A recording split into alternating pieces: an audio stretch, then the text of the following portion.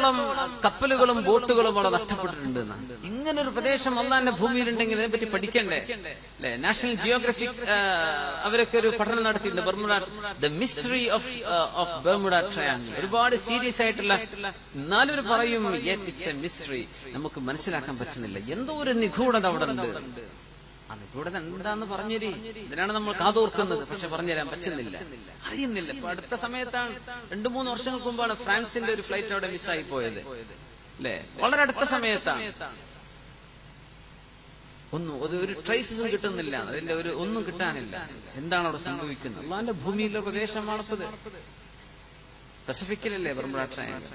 സുബ്ഹാനല്ലാഹ്. അപ്പോ എന്താണ് മേഘം? നമുക്ക് എങ്ങനെയാണ് ഈ മഴ വർഷം നീരാവിയായി പോകുന്നുണ്ട്? ഇതൊക്കെ അല്ലാഹു തആല പറഞ്ഞിരുന്ന വിഷയങ്ങളാണ്. പക്ഷേ ഭൂമിയിലേക്ക് ഇറങ്ങാൻ മാത്രമുള്ള ജലത്തുള്ളി അത്ഭുതമല്ലേ? നമുക്ക് നമ്മുടെ ബാത്റൂമിൽ നമ്മളൊരു ഷവറിൽ കുളിക്കുന്നു എന്ന് വിചാരിക്കുക. സുബ്ഹാനല്ലാഹ്.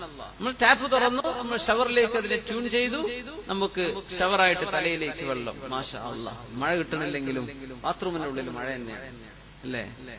ഇങ്ങനൊരു മഴ കിട്ടണമെങ്കിൽ എന്തെല്ലാം സംഭവിക്കണം? നമ്മുടെ ബാത്റൂമിലേക്ക് ഇങ്ങനെ ഷവർ ചെയ്യണമെങ്കിൽ എത്ര ഹൈറ്റിൽ ടാങ്ക് വേണം, അല്ലെങ്കിൽ എത്ര പ്രഷറിൽ വെള്ളം ഫോഴ്സ് ചെയ്ത് വരണം? അടിയിലാണ് ടാങ്ക് എന്ന് വിചാരിക്കുക, പക്ഷെ എത്ര ഫോഴ്സ് ചെയ്തിട്ട് വേണം വെള്ളത്തെ കയറ്റിക്കൊണ്ടുവരാൻ? അതിന് പോകാനുള്ള പാസേജുകൾ, എവിടെയെങ്കിലും എയർ കുടുങ്ങി കഴിഞ്ഞാൽ നടക്കൂല.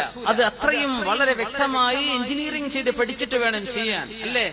എന്നിട്ട് അത്രയും വെള്ളം ആദ്യം കൂടെ എത്തിക്കണം. അതിന് കിണർ വേണം, അല്ലെങ്കിൽ ജലാശയം വേണം, അല്ലെങ്കിൽ ഉപ്പുജലം ശുദ്ധിയാക്കണം. അതിനെന്തെല്ലാം ഫെസിലിറ്റീസ് വേണം?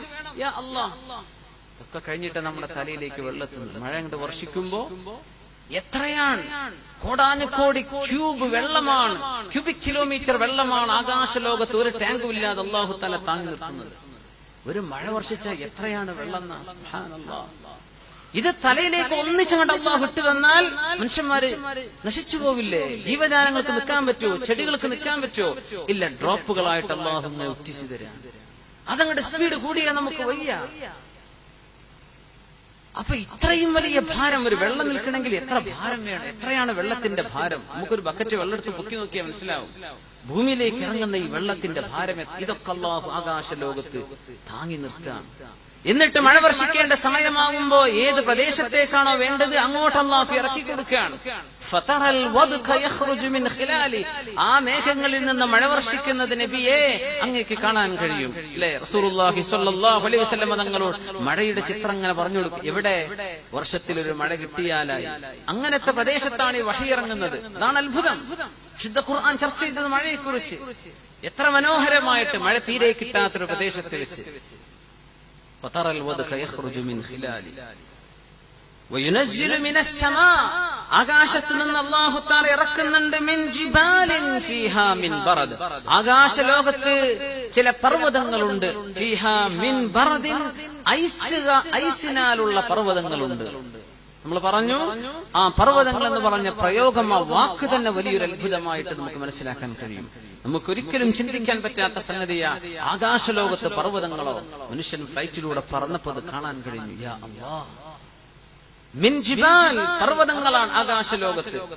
ആ പർവ്വതങ്ങളിൽ സാധാരണഗതിയിൽ 100, 150, 200, 500 metre height, kilometre, 2 kilometre, 4 kilometre height, 25 കിലോമീറ്ററോളം ഹൈറ്റുള്ള മേഘത്തിന്റെ കൂനകൾ ആകാശലോകത്ത് അല്ലാഹു സ്ഥാപിക്കുന്നുണ്ട്. മിൻ ജിബാൽ. അപ്പോഴാണ് ജിബാൽ എന്ന് പറയാം. അല്ലെങ്കിൽ ചെറിയ ഒരു കുന്നുകളൊക്കെ ആണെങ്കിൽ തിലാൽ എന്നാണ് പറയേണ്ടത്.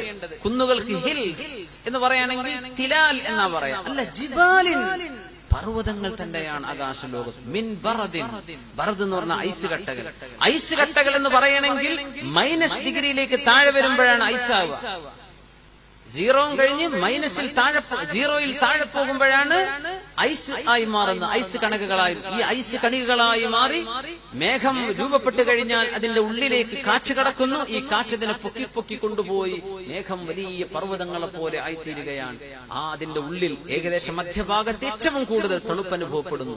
ഈ തണുപ്പ് ഉള്ള ഐസ് ക്യൂബുകൾ അതിന്റെ തൊട്ടടുത്ത കണങ്ങളുമായി സംബന്ധിച്ച് അതിനെയും തണുപ്പിച്ച് അല്ലാഹു സുബ്ഹാനഹു വ തആല അതിന്റെ ഉള്ളിൽ വളരെ മനോഹരമായ ബറദ് എന്ന് പറഞ്ഞ കൂൾ, തണുപ്പ്, ഐസിന്റെ ചെറിയ മോളിക്യൂൾസ് അല്ലാഹു തആല രൂപപ്പെടുത്തി അതിന്റെ ഭൂമിയിലേക്ക് ഇറങ്ങാനുള്ള ഒരു ടെമ്പറേച്ചറും അള്ളാഹുവിടെ സംവിധാനിക്കണം. അപ്പം സയൻസ് പറഞ്ഞുതരാം, പ്രത്യേക ഒരു സാഹചര്യത്തിൽ അത് പിന്നെ വെള്ളമായിട്ട് ഭൂമിയിലേക്ക് ഇറങ്ങുകയാണ്. സുബ്ഹാനല്ലാഹ്. ഫതറൽ വദ്ക യഖ്റുജു മിൻ ഖിലാലി. അല്ലാഹു തആല ആ ഐസ് മലയിൽ നിന്ന് മഴ വർഷിപ്പിക്കുന്നുണ്ട്. ഫയുസീബു ബിഹി. ആ ഐസ് കാരണം അള്ളാഹു പിടികൂടുന്നുണ്ട് മയ്യശാ, അള്ളാഹു ഉദ്ദേശിക്കുന്ന ആളുകളെ. ഹിമവർഷം, ഐസ് കട്ടകൾ മഴ വർഷിക്കുന്നത്, നമ്മളതിന് ആലിപ്പഴം എന്ന് പറയൂലേ.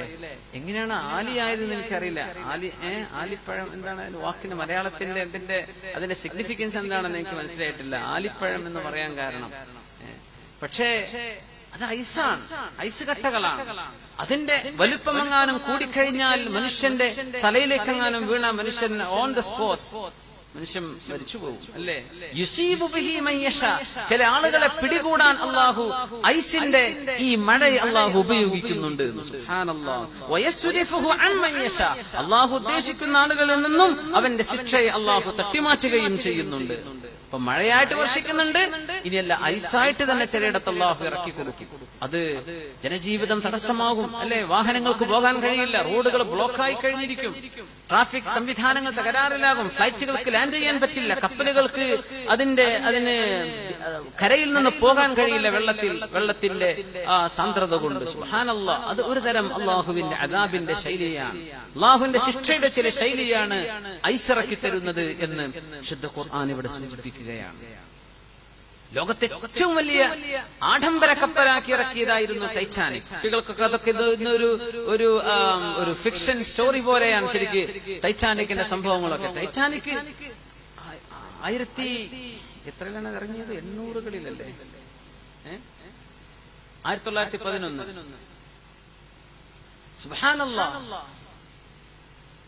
1911 800കളുടെ അവസാന ഭാഗത്ത് ഒരു പണി തുടങ്ങിയ കപ്പലാണത്. 20ാം നൂറ്റാണ്ടിൽ പുറത്തിറക്കി. എന്താ അവർ പറഞ്ഞത്? അൺബീറ്റബിൾ, ഒരിക്കലും ആരെ കൊണ്ട് തടുക്കാൻ പറ്റൂല എന്ന് പറഞ്ഞ ഒരു ആഡംബര കപ്പലായിരുന്നു. ആ കപ്പൽ പോയി ഇടിക്കുന്നത് ഐസുമലയിൽ ഇടിച്ചിട്ടാണ്. നൂറുകണക്കിന് ആളുകൾ ഒന്നടങ്കം വെള്ളത്തിൽ അല്ലാഹു മുക്കി. അള്ളാഹു മുഴുവൻ ആളുകളെയും നശിപ്പിച്ചത്. സുബ്ഹാനല്ലാഹ്. വലിയൊരു മനുഷ്യന് മുമ്പ് വലിയ ചോദ്യചിഹ്നമല്ലേ, ആരെ കൊണ്ട് നശിപ്പിക്കാൻ പറ്റൂല എന്ന് അവർ പബ്ലിഷ് ചെയ്തു. അതാണ് ഇതിന്റെ അത്ഭുതം. ആരെക്കൊണ്ടും ഇതിനെ ഇറസിസ്റ്റബിൾ, ഇതൊരിക്കലും അപകടത്തിൽപ്പെടില്ല, ഇതിനെല്ലാ സംവിധാനങ്ങളും ഉണ്ട്, ഇതൊരിക്കലും തന്നെ അപകടത്തിൽപ്പെടാൻ സാധ്യതയില്ലാത്ത കപ്പലാണ്. അങ്ങനത്തെ ലോകത്തെ ആദ്യത്തേത് എന്ന് പറഞ്ഞ പുറത്തിറങ്ങിയത്. ആ ആദ്യത്തേതാണ് ഒടുക്കത്തേതായി ആ സമുദ്രത്തിന്റെ അന്തർഭാഗത്ത് എന്നേക്കുമായി താഴ്ന്നുപോയി. അതിന്റെ റക്കേജ്, അതിന്റെ ചില അവശിഷ്ടങ്ങളൊക്കെ പൊക്കിയെടുത്ത് അതിനെ സംബന്ധിച്ചുള്ള പഠനങ്ങൾ നടന്നുകൊണ്ടിരിക്കുകയാണ്. സുബ്ഹാനല്ലാഹ്. ഐസുമലയിലാ പോയിട്ട് ഇടിച്ചത്. നരകത്തിൽ പോലും 2 ശിക്ഷയാണെന്നാണ്. സംഹരീറ, അല്ലെ? സംഹരീർ എന്ന് പറഞ്ഞാൽ അത്രയും കൊടിയ തണുപ്പുള്ള പ്രദേശം നരകത്തിലുണ്ട്. ഏറ്റവും ചൂടുള്ള പ്രദേശവും നരകം ചൂടുമാണ്, പക്ഷെ ഏറ്റവും തണുപ്പുള്ള ശിക്ഷയും നരകത്തിൽ തന്നെയാണ്. നമ്മൾ വിചാരിക്കും തണുപ്പായ കുഴപ്പമുണ്ടാവില്ല, തണുത്ത് നോക്കണം, അപ്പോഴാണ് ശരിക്കും മനസ്സിലാവുക. ശിക്ഷയാണ് സംഹരീറ, അതിഭയങ്കരമായ തണുപ്പ്. അല്ലാഹു തആല കാത്ത് രക്ഷിക്കുമാറാകട്ടെ. അപ്പൊ ഐസിൽ നിന്ന് ഇറക്കുന്നത് അള്ളാഹുവിന്റെ അവൻ ഉദ്ദേശിക്കുന്നവരെ അള്ളാഹു പിടികൂടുന്നുണ്ടെന്ന് പറയുമ്പോൾ തന്നെ ഐസിൽ അള്ളാഹുവിന്റെ ശിക്ഷയുടെ ഒരു രൂപം അതിനുള്ളിലുണ്ട് എന്ന് പഠിപ്പിക്കുകയാണ്.